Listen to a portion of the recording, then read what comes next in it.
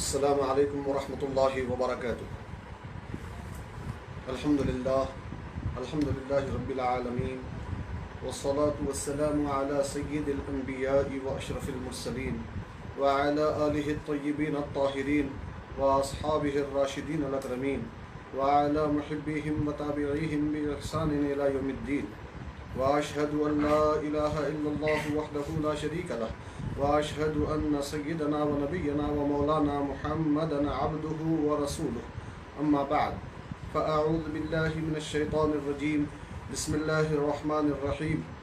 ما اصاب من مصیبت الا باذن اللہ ومن یؤمن باللہ یہد قلبہ واللہ بکل شیء علیم۔ صدق اللہ العظیم وبلغنا رسولہ النبی الامین الکریم ونحن على ذلك لمن الشاہدین والشاکرین والحمد للہ رب العالمین۔ برادران اسلام، 28ویں پارے کے ثلاثہ سے آج ہم آغاز کر رہے ہیں۔ انشاءاللہ 29ویں پارے کے نصف تک پون پارے کی تفسیر کا خلاصہ آپ کے سامنے بیان کرنے کی سعادت حاصل کریں گے۔ اللہ سے دعا ہے کہ رب تبارک و تعالی ہمارے کہنے سننے کو قبول فرمائے اور ہمیں عمل کی توفیق عطا فرمائے۔ رب تبارک و تعالی نے آج کی پہلی آیت میں ارشاد فرمایا ہے کہ جو مصیبت بھی آتی ہے وہ اللہ کی اجازت سے آتی ہے، اور جو اللہ پر ایمان رکھتا ہے وہ اپنے دل کو صحیح راستے پر چلائے رکھتا ہے، اور اللہ تعالی ہر چیز کو جاننے والا ہے۔ اس آیت میں یہ بتلایا گیا کہ ہر آنے والی مصیبت، بیماری، آزاری، پریشانی، غم، مصیبت جو بھی آتی ہے، چاہے وہ انفرادی طور پر ہو یا اجتماعی طور پر، جیسے آج اجتماعی طور پر کرونا وائرس کی وبا گھیرے ہوئے ہے پورے عالم کو، تو یہ جو بھی مصیبتیں آتی ہیں، جو بھی پریشانیاں آتی ہیں، ایک ایمان والا ان پریشانیوں میں گھبرانے کے بجائے رب تبارک و تعالیٰ کے حکم کے سامنے اپنی گردن جھکا دیتا ہے، اور رب تبارک و تعالیٰ ہی سے اس مصیبت کے دور ہونے کی، دور کرنے کی امید بلکہ یقین رکھتا ہے۔ تو اللہ تعالیٰ نے اس میں گویا اس عقیدے کی طرف ایمان والوں کو ابھارا ہے کہ ہر مصیبت کے بارے میں تم یہی خیال رکھو کہ یہ مصیبت آئی ہے تو اللہ کے حکم ہی سے آئی ہے، اور یہ مصیبت ہمارے لیے کوئی نہ کوئی گناہوں کے کفارے کے لیے، مصیبت ہمارے لیے دنیا میں جو بھیجی جاتی ہے یہ آخرت میں ہمیں پاک کر لے جانے کے لیے ہوتی ہے۔ اس کا ذکر یہاں پہ خصوصیت کے ساتھ کیا گیا۔ پھر اس کے بعد ایک اور واقعے کی طرف اسی رکوع میں اشارہ کیا گیا۔ اللہ تبارک و تعالیٰ نے جو آیت ارشاد فرمائی ہے، یا ایھا الذین آمنوا ان من ازواجکم و اولادکم عدوا لکم فاحذروہم، اس بارے میں مفسرین کرام فرماتے ہیں کہ اہل مکہ میں سے کچھ لوگ مسلمان ہو گئے تھے، اور ان لوگوں نے نبی پاک صلی اللہ علیہ وسلم کی بارگاہ میں ہجرت کرنے کا ارادہ کیا، تو ان کو ان کی بیویوں اور اولاد نے روک دیا اور کہنے لگے کہ دیکھو تمہارے اسلام پر تو ہم صبر کر چکے ہیں، لیکن تمہاری جدائی پر ہم صبر نہیں کر سکتے۔ تو نتیجے میں وہ مسلمان ہو جانے والے مکہ کے لوگ وہیں رکے رہے اور ہجرت کو چھوڑ دیے۔ تو رب تبارک و تعالیٰ نے یہ آیت نازل فرمایا اے ایمان والو، یقیناً تمہاری بیویوں میں سے کچھ بیویاں اور تمہاری اولاد میں سے کچھ اولاد تمہارے دشمن ہیں، تو تم ان سے بچو۔ انہیں اسلام کی جہاں بات آ جائے، اللہ اور اللہ کے رسول کے فرمان کی جہاں بات آ جائے، تو وہاں بیویوں یا اولاد کی فرما برداری اور اطاعت نہیں کی جائے گی، اللہ اور اللہ کے رسول کی اطاعت کو مقدم رکھا جائے گا۔ اس کا خصوصیت کے ساتھ یہاں ذکر کیا گیا۔ پھر اس کے بعد رب تبارک و تعالیٰ نے اسی سورے میں، اسی رکوع میں آگے ارشاد فرمایا کہ ان تقرضوا اللہ قرضا حسنا یضاعفہ لکم ویغفر لکم، کہ اگر تم اللہ تعالیٰ کی راہ میں قرض حسنہ دو گے تو رب تبارک و تعالیٰ اسے بڑھا دے گا اور تمہارے گناہوں کی مغفرت فرما دے گا، اور اللہ تبارک و تعالیٰ قدردانی فرمانے والا اور بردباری والا ہے۔ تو یہاں یہ بات بتلائی گئی کہ تم اللہ کی راہ میں دیتے رہو، غریبوں کی مدد کرتے رہو۔ عام حالات میں بھی رمضان میں مسلمان زکوٰۃ کی ادائیگی کی طرف مائل ہوتے ہیں، غریبوں کی مدد کی طرف مائل ہوتے ہیں، اور खसूसियत के साथ ईद जैसे जैसे करीब आते जाती है वैसे ही सदक़े फ़ितर भी वाजिब होने की वजह से अदा करने की लोग कोशिश में लगे रहते हैं। आम हालात में जब हम ये करते हैं तो अब तो बहुत ज़्यादा हालात पेचीदा हैं, गरीब परेशान हैं, तो इस सिलसिले में ज़्यादा से ज़्यादा आगे बढ़ने की ज़रूरत है। अहले सरवत को इसमें महमैस किया जा रहा है कि तुम अल्लाह की राह में देते रहो, गरीबों को भी दो, और ख़ुसूसन दीनी इदारों को जिनका अखराजात का जो दारोमदार है वो लोगों के ज़कात और सदक़ात और आतियात ही पर होता है, और रमज़ान में जो ज़कात आम तौर पे दीनी मदारिस के लोग वसूल करते हैं उसके सही मसरफ़ में उसे इस्तेमाल करते हुए साल भर का ख़र्चा निकालने की कोशिश करते हैं। तो इसलिए रमज़ान में और ख़ुसूसन इन हालात में जबकि हर तरफ लोग परेशान हैं, अहले सरवत पर लाजिम है कि दीनी मदारिस की ज़्यादा से ज़्यादा खिदमत करें कि इसमें इल्म दीन की मदद है, और इल्म दीन की मदद अल्लाह और अल्लाह के रसूल की रज़ामंदी का सबब होती है। खुसूसियत के साथ इस मौके पर मैं आपकी तवज्जो एक ऐसे इदारे की तरफ खुसूसियत के साथ करना चाहूँगा जहाँ मैं ख़ुद पढ़ाता हूँ, जहाँ फ़ाज़िल तक तुलबा और तालिबात को दीनी तालीम से आरास्ता किया जाता है, जहाँ शोबे हिफ्ज़ की तालीम भी है, शोबे नादिरा भी है, और आलिम फ़ाज़िल की क्लासेस भी वहाँ पढ़ाई जाती हैं, और दारुल इफ्ता भी वहाँ कायम है, जहाँ हमेशा साल भर फतवे जारी होते रहते हैं और लोगों की रहनुमाई की जाती है। तो ये जो दीनी इदारा है दारुल उलूम दीनिया बंदा नवाजिया दरगाह हज़रत ख्वाजा बंदा नवाब अलैहि रहमत व रिज़वान, ये खुसूसी तौर पर आपके ज़कात और अतियात का हक़दार है। आप इस जानिब खुसूसी तौर पर तवज्जो फरमाएँ। और मैं मौके से एक और इदारे की तरफ भी आपके जहन को मुल्तफ़ित करना चाहूँगा, वो है मेरा मादर इल्मी, जहाँ मैंने इब्तदाई तालीम हासिल की, जहाँ मैंने हिफ्ज़ कुरान की तकमील की। दारुल उलूम अरबिया कौरमपेट जड़चल्ला ज़िला महबूब नगर तेलंगाना स्टेट। तो इस इदारे का भी आप जहाँ तक हो सके ताउन फरमाएँ। और फिर मैंने जहाँ फ़रागत हासिल की जामे निज़ामिया, जो इस्लाम का एक मजबूत तरीन किला है और न सिर्फ इलाक़े के लोगों की रहनुमाई करता है बल्कि यहाँ के फ़ारिग़ीन आज दुनिया भर में अहले इस्लाम की खिदमत कर रहे हैं, इल्म दीन की खिदमत में मसरूफ़ हैं।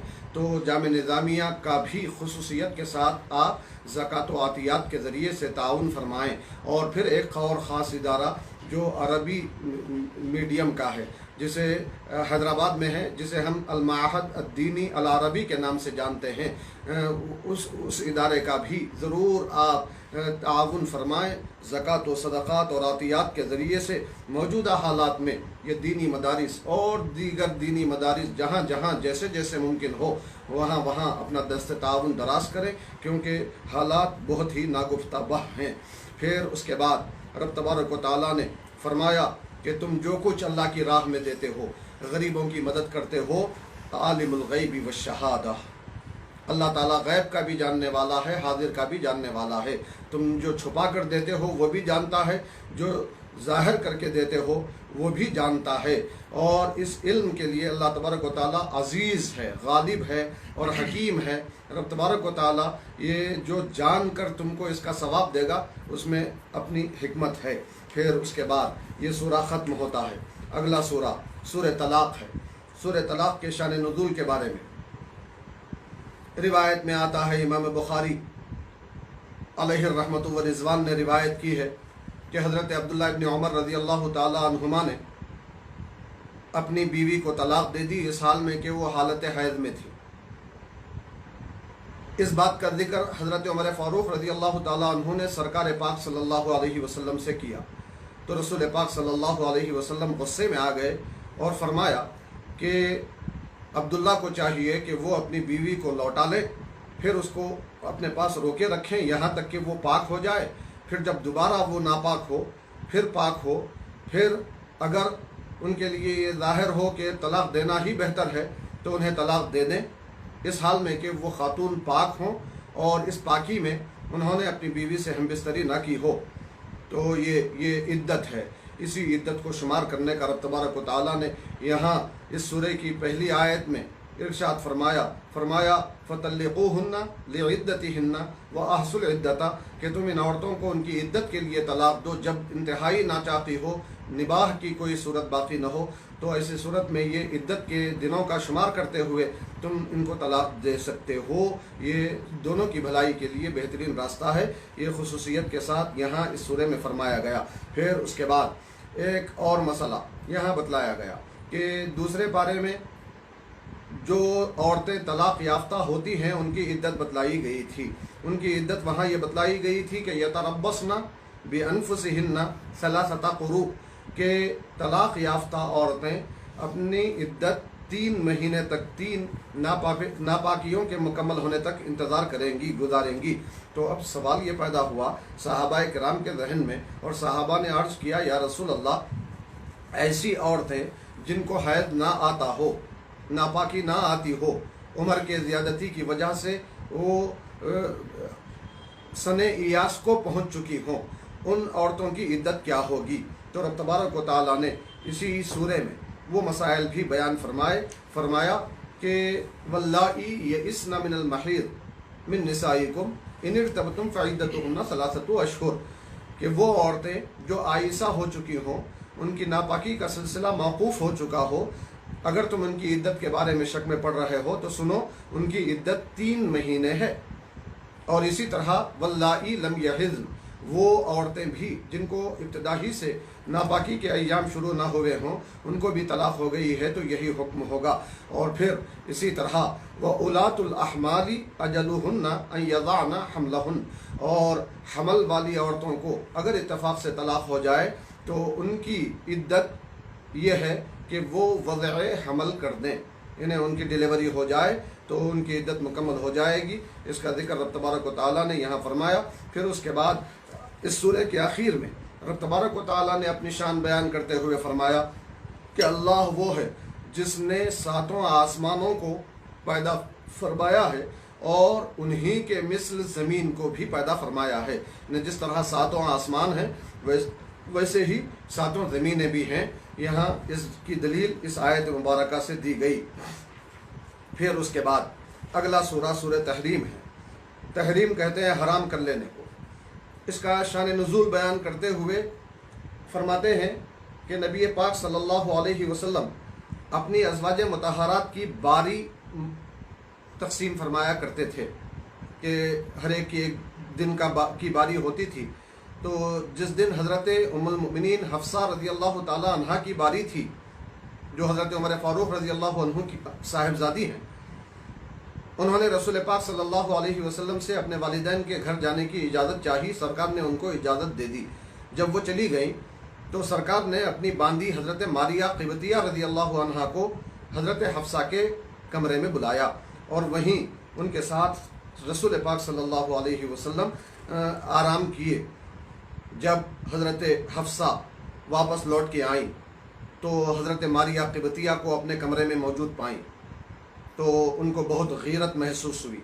उन्होंने कहा कि या रसूल अल्लाह, आपने मेरे कमरे में मेरी गैर मौजूदगी में इन बांदी मारिया क़िबतिया को दाखिल किया और आपने इनके साथ मेरे बिस्तर पर आराम किया है। मैं ये समझती हूँ कि आप महज मेरे कमतर होने की तरफ इसमें इशारा देना चाहते हैं। तो रसूल पाक सल्लल्लाहु अलैहि वसल्लम ने उनको राज़ी करने के लिए कहा, ठीक है, देखो ये बात तो हो गई, अब ये एक बात, अगर तुम आइंदा नाराज़ नहीं रहोगी तो मैं एक वादा करता हूँ। वो वादा ये है कि मैं अपने ऊपर मारिया क़िबतिया को, जो मेरी बांदी हैं, उम्मे वलद हैं, उनको हराम कर लेता हूँ, मगर शर्त यह है कि तुम इस बात की किसी और को ख़बर न देना। सरकार से ये वादा कर ली। जब रसूल पाक सल्लल्लाहु अलैहि वसल्लम वहाँ से निकल गए तो हज़रत हफ्सा ने हज़रत आयशा सिद्दीक़ा रज़ी अल्लाह अन्हा के दरवाज़ा खटखटाया। हज़रत आयशा से इनकी बहुत ज़्यादा गहरी दोस्ती थी, उनको इस राज से वाकिफ़ करवा दिया। ये वाक़या जिसको सरकार ने छुपाने के लिए कहा था उसको इन्होंने वाज़ेह कर दिया। तो इस पर रसूल पाक सल्लल्लाहु अलैहि वसल्लम गुस्सा हो गए और कसम खाए کہ میں اپنی بیویوں کے پاس 1 مہینے تک نہیں جاؤں گا، اور سرکار نے ان سے دوری اختیار کی، تو اس وقت میں رب تبارک و تعالیٰ نے اس سورہ تحریم کی پہلی آیت نازل فرمایا اے نبی صلی اللہ علیہ وسلم، آپ ان چیزوں کو اپنے لیے کیوں حرام کر لیتے ہیں جسے اللہ نے آپ کے لیے حلال کیا ہے، اور اس میں آپ محض اپنی ازواج کی رضامندی چاہتے ہیں، تو آپ ایسا مت کیجئے۔ واللہ غفور الرحیم، اور اللہ تعالیٰ بخشنے والا، رحم فرمانے والا ہے، بلکہ اپنی جو چیزیں اللہ نے حلال کی ہیں ان کو حلال برقرار رکھیے۔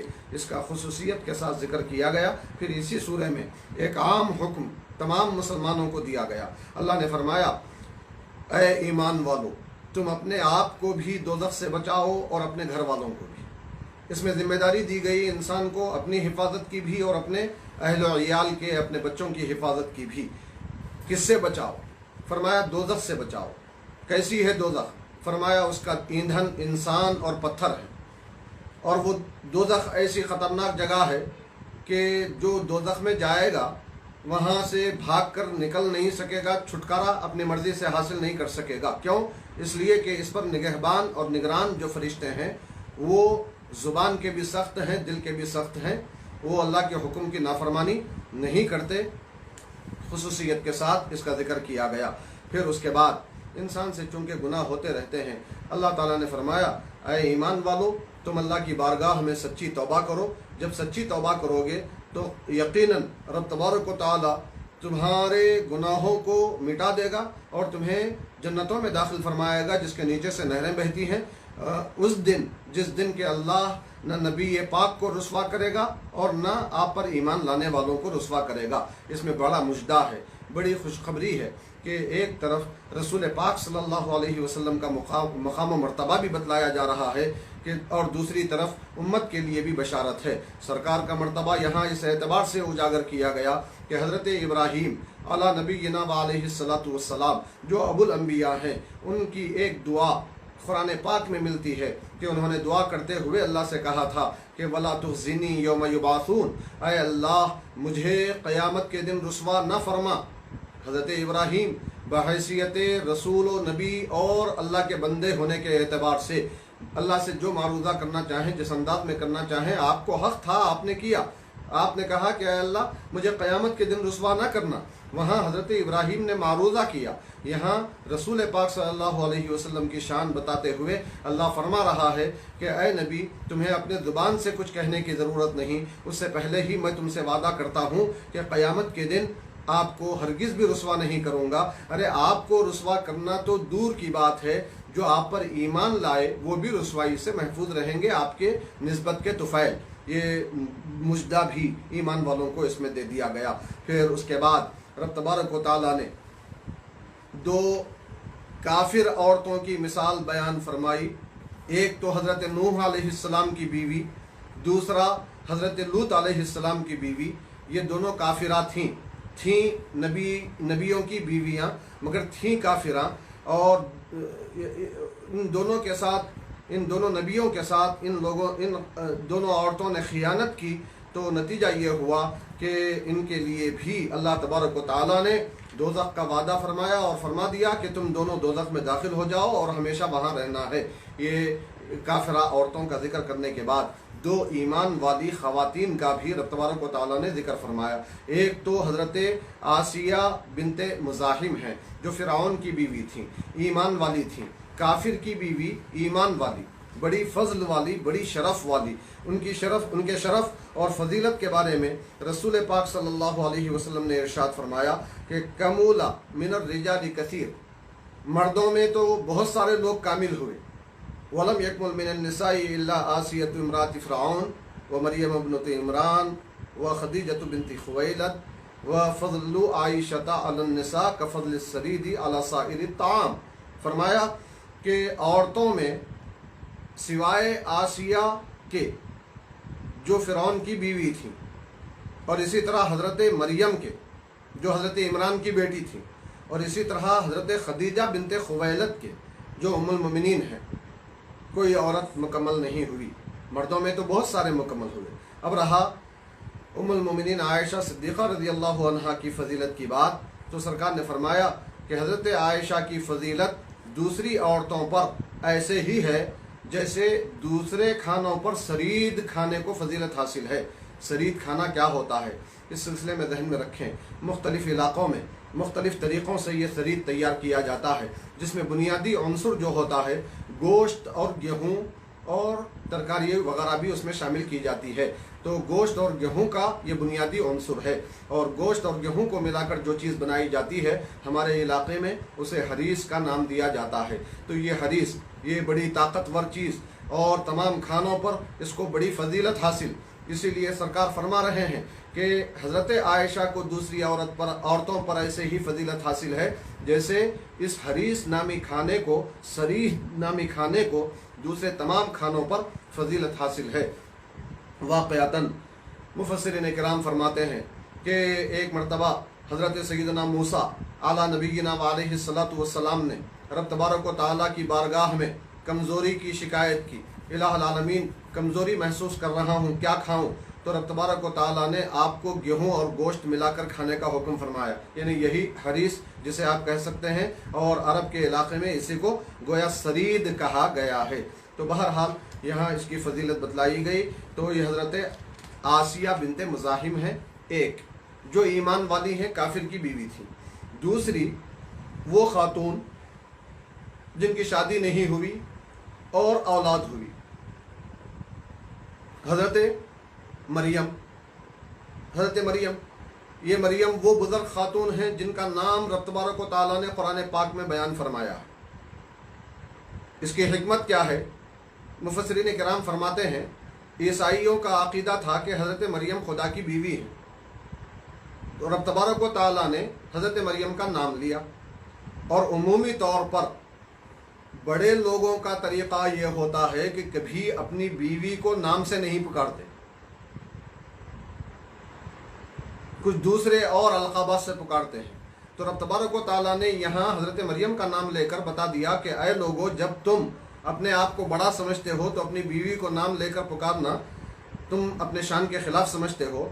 तो मैं तो रब्बुल आलमीन हूँ, अगर मरियम मेरी बीवी होती तो मैं कैसे उसका नाम लेता?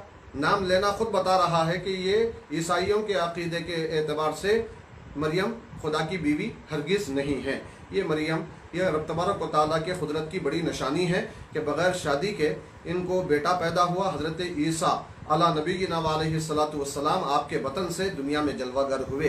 तो अल्लाह ताला ने ख़ास कर इनकी शान बयान करते हुए फरमाया कि ये बड़ी खातून ईमान वाली हैं और इन्होंने अपने आप को हर तरह से महफूज रखा। इनको जो बेटा हुआ उसके लिए रब तबारक व तआला ने हज़रत जिब्रील अलैहिस्सलाम को इंसानी शक्ल में भेजा और उनके फूंक मारने से आप हमल से हुई और उसी से हज़रत ईसा अलैहिस्सलाम पैदा हुए। यहाँ उनका खुसूसियत के साथ ज़िक्र किया गया। यहाँ ये बतलाया गया कि हज़रत आसिया बिनते मुज़ाहिम अगरचे के फ़िरऔन की बीवी थीं, मगर फ़िरऔन की सोहबत उनको कोई नुकसान ना पहुँचा सकी। उनका ईमान उनको फ़ायदा देने वाला है।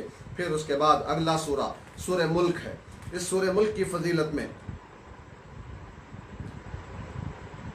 ये हदीस शरीफ आती है कि सरकार ने फरमाया हियल मानियातु व हियल मुंजियतु तुंजी मिन आदाबिल क़ब्र, कि ये मना करने वाली सूरत है और नजात दिलाने वाली सूरत है। ये आदाब क़ब्र से नजात दिलाती है। जो कोई इस सूरत को पढ़ता रहे, ख़ास कर रात में इशा के बाद सोने से पहले, सूरह मुल्क जो 29वें पारे का पहला सूरा है, इस सूरे को पढ़ता रहे तो आदाब क़ब्र से वो महफूज रहेगा। ये सूरा क़ब्र में आकर उसे आदाब से बचाएगा। फिर उसके बाद इस सूरे में रब तबारक व तआला ने अपनी बहुत सारी कुदरत की निशानियाँ बताते हुए ये बताया कि अल्लाह तबारक व तआला ऐसी शान वाला है कि जिसने तबक दर तबक 7 आसमान बनाए और ऐसी शान वाले आसमान बनाए कि इन आसमानों में तुम ज़रा बराबर भी खामी, खलल, कोई सुराख, टेढ़ापन नहीं देखोगे। तुम बार बार निगाहों को उठा के आसमान की तरफ देखते चले जाओ। रब तबारक व तआला की कुदरत पर तुम्हारा ईमान मजबूत होता जाएगा। और फिर उसके बाद आसमान दुनिया को रब तबारक व तआला ने ये चराग जीनत दे दी सितारों के ज़रिए से, और इन सितारों को शैतानों को मारने का ज़रिया बना दिया है। यहाँ मुफस्सिरीन किराम फरमाते हैं जिस तरह आसमान दुनिया को रब तबारक व तआला ने चरागों से जीनत अता फरमाई है, वैसे ही ज़मीन को भी रब तबारक व तआला ने अपने औलिया से जीनत अता फरमाई है।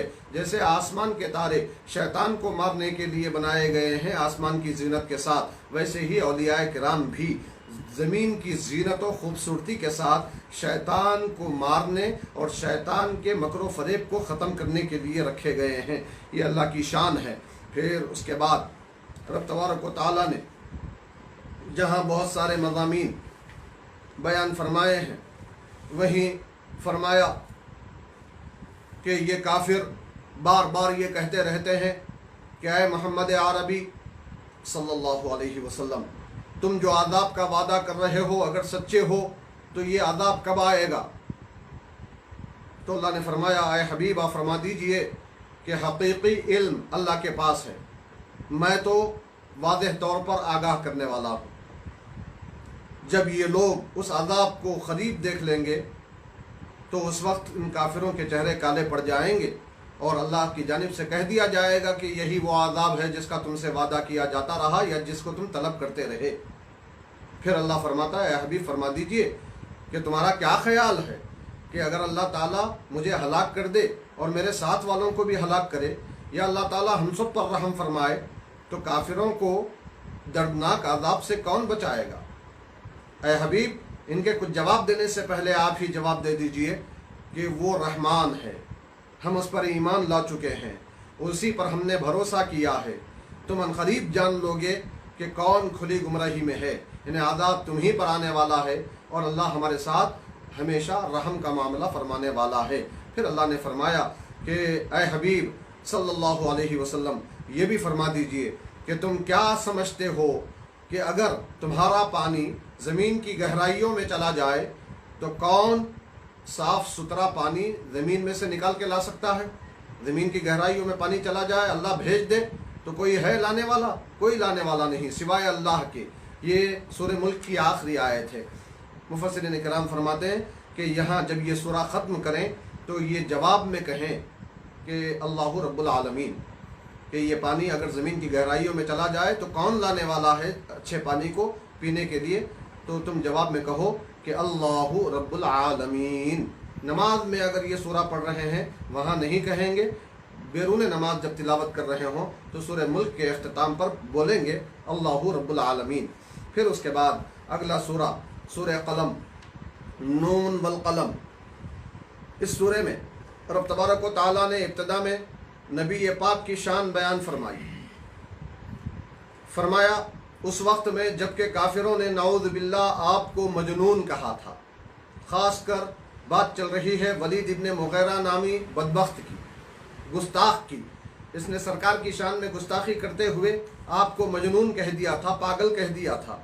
तो रब तबारक व तआला ने यहाँ इस सूरे की इब्तिदाई आयतों में फरमा दिया कि मा अंता बिनिअमति रब्बिका बिमजनून, ऐ हबीब आप अपने रब के करम से मजनून नहीं हैं। व इन्ना लका लाअजरन गैर ममनून, और यकीनन आपके लिए ना कटने वाला ना ख़त्म होने वाला अजर व सवाब है। व इन्नका लअला खुलुक़िन अज़ीम, और यकीनन ऐ हबीब आप बुलंद अखलाक पर फायज़ हैं। जो बुलंद अखलाक पर फायज़ होता है वो मजनून नहीं है। तो ठीक है, बात तो हो गई, मगर अब सवाल ये पैदा होता है कि जिसने मजनून कहा था उसको कहाँ जवाब दिया गया? तो अल्लाह ने अगली आयतों में फरमाया कि फ़ला तुतिअल मुकज़्ज़िबीन वद्दू लौ तुदहिनु फ़युदहिनून वला तुतिअ कुल्ला हल्लाफ़िन महीन। यहाँ रब तबारक व तआला ने वलीद इब्ने मुग़ीरा के 10 आयब गिनाए, 10 आयब। फरमाया ये झुटलाने वाला है, फरमाया ये बहुत झूठी क़स्में खाने वाला है, फरमाया ये इंतहाई ज़लील है, फरमाया ये ताना देने वाला है, फरमाया ये चुगलखोरियाँ करके लोगों में फसाद मचाता रहता है, फरमाया ये नेकी के कामों से रोकने वाला है, फरमाया ये हद से गुज़रने वाला है, फरमाया ये इंतहाई गुनाहगार है, फरमाया कि ये ज़ुबान और दिल का बड़ा सख्त है। और फिर इन तमाम ख़राबियों के साथ सबसे बड़ी ख़राबी ये है कि ये वलदुज़्ज़िना है, यानी अपने बाप की औलाद नहीं है। जब ये आयतें नाजिल हुई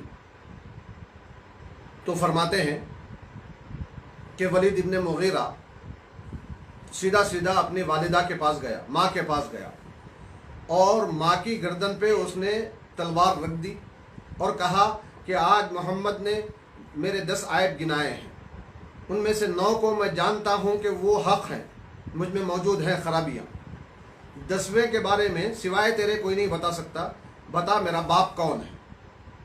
तो उस वक्त में अपनी जान के खौफ से उसकी माँ ने एतराफ़ किया और कहा कि तेरा बाप काबिल न था तो मैंने एक चरवाहे से हम बिस्तरी की ताकि तेरे बाप की मालो दौलत बाकी रहे, महफूज रहे, तुझे मिल जाए और तू उसी चरवाहे की सोहबत का नतीजा है। तो पता चला कि ये 10 आयब सरकार ने जो गिनाए थे कोई भी झूठा न था, बल्कि सरकार ने जो कुछ बताया वो हक़ था, सही था, दुरुस्त था।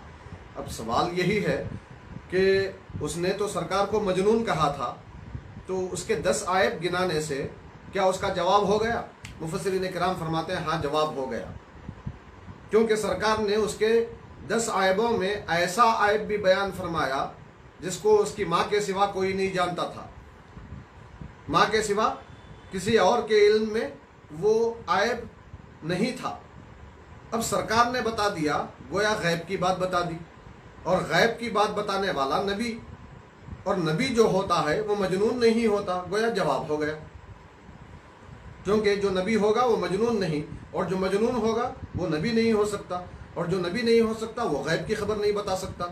तो यहाँ उसकी जहाँ खराबियाँ बयान की गई वहीं जवाब भी दे दिया गया। फिर उसके बाद रब तबारक व तआला ने एक और वाक़ये की तरफ इशारा किया है। वो वाक़या क्या है? फरमाते हैं कि अल्लाह ने फरमाया कि हम मक्के वालों को ऐसे ही आजमाइश में मुब्तला किए हैं जैसे बाग वालों को इम्तिहान में डाले थे। बाग वालों का किस्सा क्या है? फरमाते हैं कि यमन में एक शख्स था जिसके बाग में जब फल उतारने का मौका आता था तो वो फल दरख्तों से उतारने के बाद गरीबों को बुलाकर उनको बड़ा हिस्सा देता था। उस नेक आदमी का इंतकाल हो गया, उनके 3 बेटे थे। उन 3 बेटों ने जब फल उतारने की बारी आई, वक्त आया, तो कहने लगे कि हम लोग गरीब हैं और बाल बच्चों वाले हैं, अब तक अब्बा जान जो करते थे उनकी अपनी मर्ज़ी थी, अब हम गरीबों को नहीं देंगे, क्योंकि गरीबों को अगर हम देंगे तो हमारे लिए कम हो जाएगा। ये तीनों भाई तय कर लिए, और फिर उसके बाद ये फैसला किए कि हम रात के आखिरी पहर अपने खेत को जाएंगे, अपने बाग में जाएंगे और ख़ामोशी से लोगों की निगाहों से छुप के फल उतार लेंगे और किसी को खबर होने नहीं देंगे। तो ये लोग नीयत जैसे ही ख़राब किए और फिर उसके बाद रात के आखिरी हिस्से में अपने बाग के पास पहुँचे तो देखा कि पूरा बाग जला हुआ है। देखते ही कहने लगे अरे हम लोग शायद रास्ता भटक के दूसरी तरफ आ गए हैं, मगर फिर जब आसपास की निशानियां देखे तो यकीन हो गया कि ये तो हमारा ही बाग है। तब उस वक्त उनको एहसास हुआ कि हमारी नीयत के ख़राब होने से रब तबारक व तआला ने इस बाग को जला दिया है। और लोगों ने फिर माफ़ी मांग ली। इसमें इस बात की तरफ इशारा दिया गया कि आए लोगों, गरीबों की मदद करते रहो, उनके ज़रूरतों की तकमील करते रहो, तो रब तबारक व तआला तुम्हारे लिए रिस्क के दरवाजे खोलता रहेगा और करम बालाए करम तुम पर बरसता रहेगा। फिर उसके बाद इस सूरे के आखिरी आयतों में, आखिरी दो आयतें हैं, इन 2 आयतों में रब तबारक व तआला ने इरशाद फरमाया कि ये काफिर करीब हैं कि ए हबीब अपनी तेज़ निगाही से घूर घूर के देखने के ज़रिए से, हसद और जलन के साथ देखने की वजह से आपको हलाकत में डाल देना चाहते हैं। कब? जब ये ज़िक्र सुनते हैं और ये आपको मजनून भी कह देते हैं, जबकि ये कुरान अल्लाह का ज़िक्र है जो तमाम आलमों के लिए एक ज़िक्र की हैसियत रखता है। तो आप मजनून नहीं हैं, ये अल्लाह का कलाम आप लेकर आए हैं, और इसकी वजह से ये लोग कितना भी घूर के देख लें कोई आपको नज़र नहीं लगा सकेंगे। क्यों? इसलिए कि उमूमी तौर पर नज़र बद हक़ है, नज़र लगती है। तो खुसूसियत के साथ यहाँ हदीस पाक में ये आया है कि लौ कान शैउन यसबकुल क़दरा लसबक़तहुल ऐन, अगर तकदीर पर कोई चीज़ सबक़त ले जा सकती, तकदीर को रुख मोड़ने की कोई चीज़ ताकत रखती, तो वो नज़र बद ताकत रखती। नज़र से तकदीर भी बदलने का अंदेशा था। तो ये बतलाना मकसूद है कि नज़र लगने से बहुत नुकसान होने का अंदेशा है। तो मुफस्सिरीन फरमाते हैं कि ये सूरह नून वल क़लम की आखिरी दो आयतें, वइन यकादुल्लज़ीना कफ़रू ला यज़लिक़ूनका बिअबसारिहिम लम्मा समिअु ज़िक्रा व यक़ूलूना इन्नहु लमजनून वमा हुवा इल्ला ज़िक्रुल लिल आलमीन, ये दो आयतें पढ़कर दम कर दी जाएं तो जिसे नज़र लगी है उसके नज़र बद का असर उस पर से ख़त्म हो जाएगा। फिर उसके बाद अगला सूरह अल-हाक़्क़ा है। सूरह अल-हाक़्क़ा में क़यामत के आने की बहुत ताकीद के साथ बात की गई है। और इस सूरह में रब तबारक व तआला ने क़यामत से पहले जो सूर फूंका जाएगा उसका ज़िक्र फरमाया। जब सूर फूंका जाएगा पहला, तो ज़मीन और पहाड़ पूरे कूट के रख दिए जाएंगे। बस उस दिन क़यामत वाक़ होगी, आसमान फट पड़ेगा और उस दिन बिल्कुल कमज़ोर हो जाएगा। अब ये आसमान आप देख रहे हैं कितना मजबूत है। कोई छत आप बनाते हैं मजबूत से मजबूत, तो 50 साल 100 साल के बाद वो बोसीदा हो जाता है, टूटने लगता है। मगर आसमान शुरू से कायम है, जब से अल्लाह ने बनाया आज तक है, क़यामत तक रहेगा। मगर इसमें कोई रखना पड़ने वाला नहीं है, कोई हिस्सा टूटने वाला नहीं है। मगर जब क़यामत का दिन आ जाएगा तो ये आसमान बिल्कुल कमज़ोर होकर टूट फूट जाएगा और जो आसमानों पर फरिश्ते हैं वो उसके किनारे किनारे आ जाएंगे और अर्शे इलाही को 8 फरिश्ते उठाए हुए होंगे। और उस दिन तमाम इंसान ऐसी ज़ात के सामने पेश किए जाएंगे जिससे कोई भी पोशीदा अमल पोशीदा नहीं रहता। हर बात अल्लाह के सामने है, अल्लाह के सामने तुम पेश किए जाओगे। जब अल्लाह के सामने आओगे तो क्या होगा? अल्लाह के सामने पेश होने वाले ईमान वाले होंगे या काफिर। ईमान वालों की शान क्या होगी? अल्लाह ने फरमाया कि ईमान वालों को उनके दाहिने हाथ में उनका नामाए आमाल दे दिया जाएगा। तो ईमान वाले खुशी से कहते रहेंगे कि आओ मेरा नामाए आमाल पढ़ लो, मुझे यकीन था कि क़यामत का दिन आने वाला है। तो अब ये ईमान वाले पसंदीदा ज़िंदगी में रहेंगे, बुलंद जन्नतों में रहेंगे। उन जन्नतों में जो फल होंगे वो उनके करीब होंगे। अल्लाह फरमाएगा कि तुम खाओ पियो बसबब इसके कि तुम लोग गुज़श्ता ज़माने में इन दुनिया में जो नेकियां करके आए हो, इसके सबब से तुमको ये इनामात दिए जा रहे हैं। ये ईमान वालों की शान होगी। अल्लाह ताला हमारा शुमार भी इनमें फरमाए और बाकी रखे। उसके बरखिलाफ़ जो काफिरों का मामला होगा, अल्लाह ने यहाँ बयान फरमाया कि उनको उनका नामाए आमाल उनके बाएँ हाथ में दिया जाएगा। तो काफिर उस वक्त कहेगा, ऐ काश कि मेरा नामाए आमाल मुझे न दिया जाता और मैं मेरा हिसाब न जानता होता। ऐ काश कि मेरी जो मौत थी वही फैसला कुन होती, मुझे मेरा माल न बचा सका, मेरी बादशाहत और ताकत और क़ुव्वत मुझे न बचा सकी। फिर अल्लाह ताला फरिश्तों से कहेगा कि पकड़ो इन काफिरों को और इनको बेड़ियाँ पहना दो, फिर दोज़ख में ले जाके इनको दाखिल कर दो, फिर उसके बाद जंजीरों में जकड़ दो, ऐसी जंजीरें जिसकी लंबाई 7 गज़ होगी, उसमें जकड़ने का रब तबारक व तआला हुक्म देगा और फरमाएगा कि ये अल्लाह अज़ीम व बरतर पर ईमान नहीं रखते थे, मिस्किनों को खिलाने की तरगीब नहीं दिलाते थे। बस इनके लिए आज सिवाय गर्म पानी के कुछ नहीं है और सिवाय कांटेदार ग़िज़ा के कोई और ग़िज़ा इनको नहीं दी जाएगी। अल्लाह ताला दोज़ख से और दोज़ख के आज़ाब से हम सबों को बचाए। अल्लाह ताला फरमाता है उसके बाद कि देखो जो तुम देखते हो उसकी भी मैं कसम इरशाद फरमाता हूँ और जो चीज़ें तुमको नज़र नहीं आती उनकी भी मैं कसम इरशाद फरमाता हूँ, यानी मेरे ज़ात की भी कसम जो मैं नज़र नहीं आता, और जिन चीज़ों को तुम देख रहे हो उनकी भी कसम। यकीनन ये रसूल करीम का कौल है और ये रसूल करीम शायर नहीं है जो शायरी कर रहे हों, ये काहिन नहीं है जो जादूगरी कर रहे हों, بلکہ یہ اللہ کی طرف سے نازل کردہ کلام کو تمہارے سامنے پہنچا رہے ہیں۔ اس کے بارے میں حضرت عمر فاروق رضی اللہ تعالیٰ عنہ فرماتے ہیں کہ میں اسلام لانے سے قبل رسول پاک صلی اللہ علیہ وسلم کے آڑے آنے کے لیے نکلا تو میں نے سرکار کو مجھ سے پہلے سبقت لے جا کر مسجد میں چلے جاتے ہوئے دیکھا۔ میں جا کے سرکار کے پیچھے کھڑا ہو گیا تو سرکار نے اسی سورہ الحاقہ کی تلاوت کی۔ سورہ الحاقہ اتنا پیارا نظم ان آیتوں کا ہے کہ میں تعجب کرنے لگا کتنا بہترین یہ قرآن ہے۔ میں نے اپنے دل میں کہا کہ اللہ کی قسم یہ تو شاعر معلوم ہوتے ہیں جو اتنا بہترین کلام پڑھ رہے ہیں، جیسا کہ قریش کہتے ہیں، میں بھی ایسے ہی سمجھتا ہوں کہ یہ بھی شاعر ہوں گے۔ تو حضرت عمر فاروق فرماتے ہیں جیسے ہی میرے دل میں یہ خیال آیا اسی وقت سرکار نے اس سورے کی یہ آیت پڑھی کہ وما هو بقول شاعر قلیلا ما تؤمنون، کہ یہ شاعر کا قول نہیں ہے، تم میں سے تھوڑے ایمان لاتے ہیں۔ انہیں میرے دل میں خیال آیا کہ یہ شاعر ہوں گے اور سرکار نے گویا آیت پڑھ کر جواب دے دیا۔ انہیں میرے دل کی بات سرکار نے جان لی۔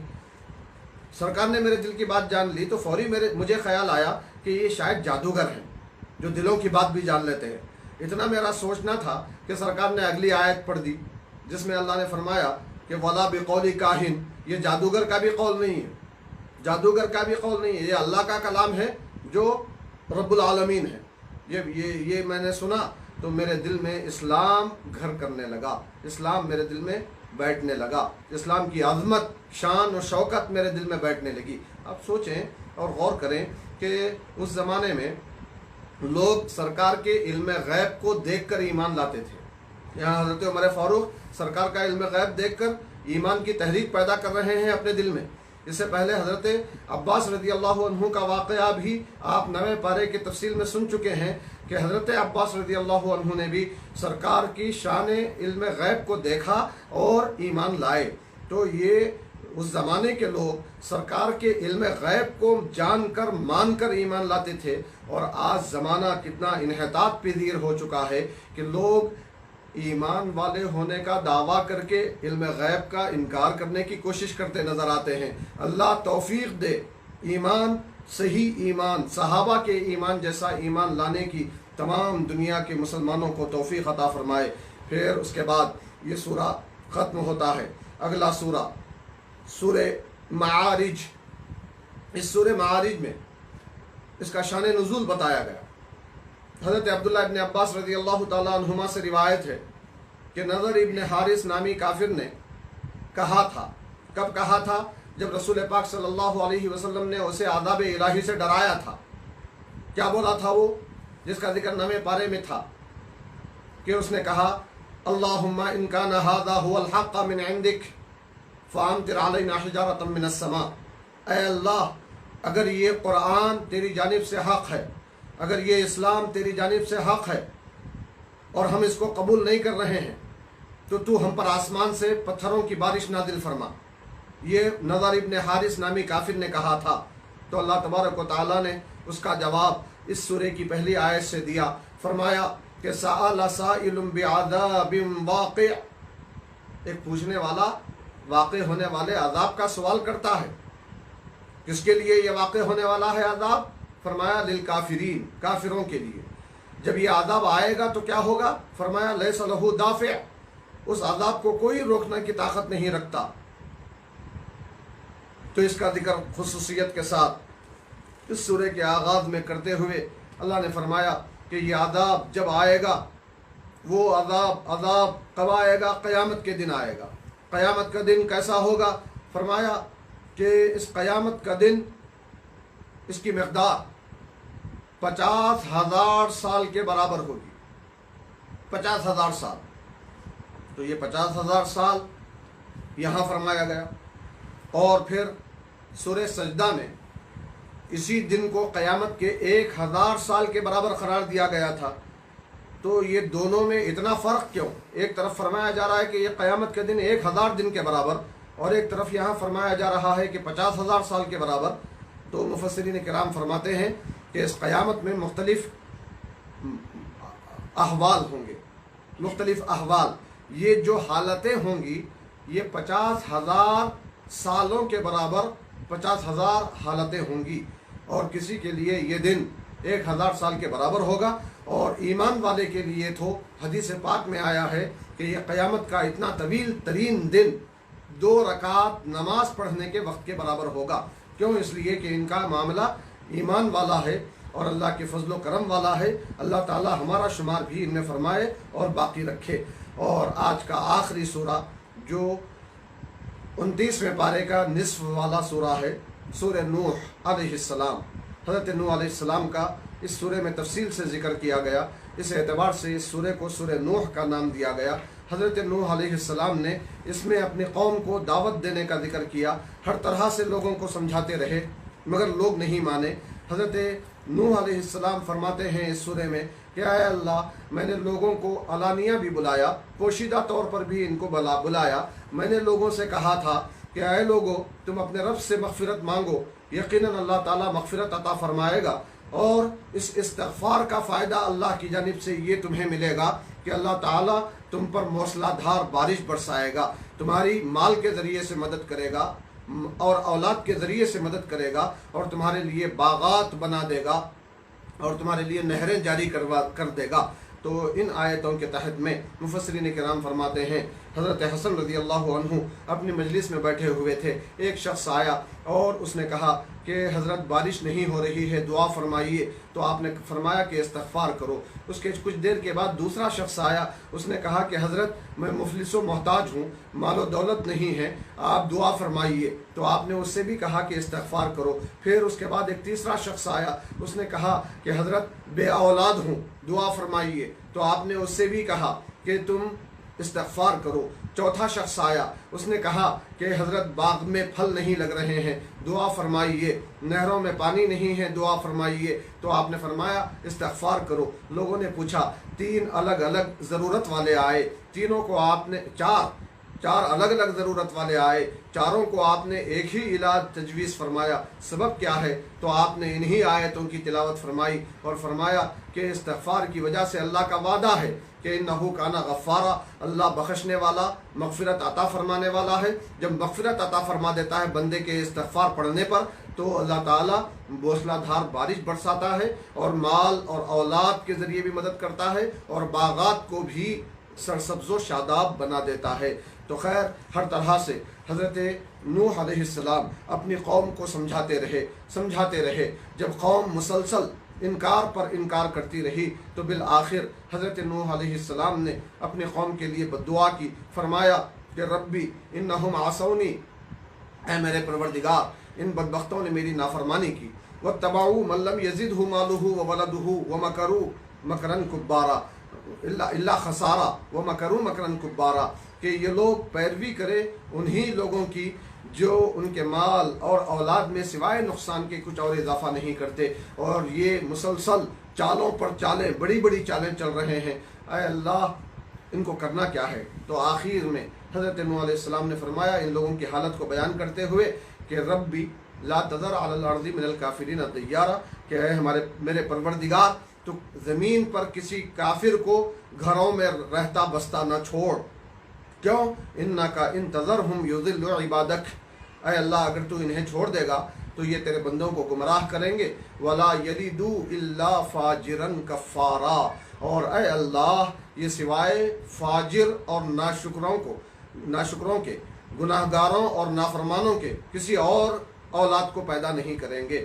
پھر اس کے بعد آپ نے اپنے لیے، اپنے والدین کے لیے اور اپنے گھر میں داخل ہونے والوں کے لیے اور ایمان والے مردوں اور عورتوں کے لیے مغفرت کی دعا کرتے ہوئے اس دعا کو ختم فرمایا۔ نتیجے میں طوفان نوح آیا، پورے کافروں کو ہلاک کر دیا گیا، وہی ایمان والے بچے جن کے لیے حضرت نوح علیہ السلام نے دعا کی تھی، ان کو طوفان نوح میں، کشتی نوح میں سوار کر لیا گیا تھا۔ اللہ تعالی ہم سب کو قرآن مجید کو کما حقہ سمجھنے، اس کو قبول کرنے، عمل کرنے اور دوسروں تک پہنچانے کی توفیق عطا فرمائے۔ وصلی اللہ وسلم علی خیر خلقہ ونور عرشہ سیدنا محمد وآلہ وصحبہ اجمعین، والحمد للہ رب العالمین۔ سبحان ربک رب العزۃ عما یصفون وسلام علی المرسلین والحمد للہ رب العالمین۔ انشاءاللہ کل اسی وقت ہم آپ کے سامنے اگلے تفسیر کے خلاصے کے ساتھ اسی وقت حاضر ہوں گے۔ والسلام علیکم ورحمۃ اللہ وبرکاتہ۔